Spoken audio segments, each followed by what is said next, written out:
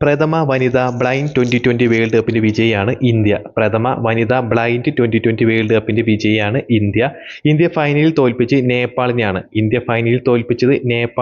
7 വിക്കറ്റിനാണ് തോൽപ്പിച്ചത്.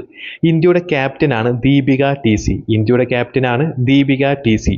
ഇന്ത്യയുടെ കോച്ചാണ് ഷെഡ്ഡി. പ്രഥമ വനിതാ ബ്ലൈൻഡ് 2020 വേൾഡ് കപ്പ് നടന്നത് ഇന്ത്യയിലും ശ്രീലങ്കയിലുമാണ്.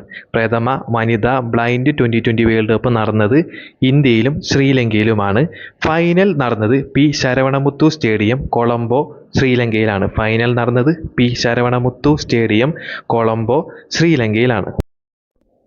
ഫൈനലിലെ പ്ലെയർ ഓഫ് ദി മാച്ചായി തിരഞ്ഞെടുത്തത് ഫുല സാറനാണ്. ഇന്ത്യക്കാരിയായ ഫുല സാറനാണ് ഫൈനലിലെ player of the match.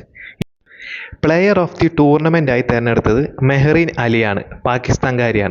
പാകിസ്ഥാൻകാരിയായ Mehreen അലിയെയാണ് പ്ലെയർ ഓഫ് ദി ടൂർണമെൻ്റായി തിരഞ്ഞെടുത്തത്. മാത്രമല്ല, ടൂർണമെൻറ്റിൽ ഏറ്റവും കൂടുതൽ റൺസ് എടുത്തതും മെഹ്റിൻ അലിയാണ്. പ്രഥമ വനിതാ ബ്ലൈൻഡ് 2020 വേൾഡ് കപ്പിൽ പങ്കെടുത്ത രാജ്യങ്ങൾ 6 India, Australia, Sri Lanka, Pakistan, Nepal, US എന്നിവയാണ്. ടൂർണമെൻറ്റിൽ ഒരു മത്സരം പോലും ഇന്ത്യ പരാജയം അറിഞ്ഞിട്ടില്ല.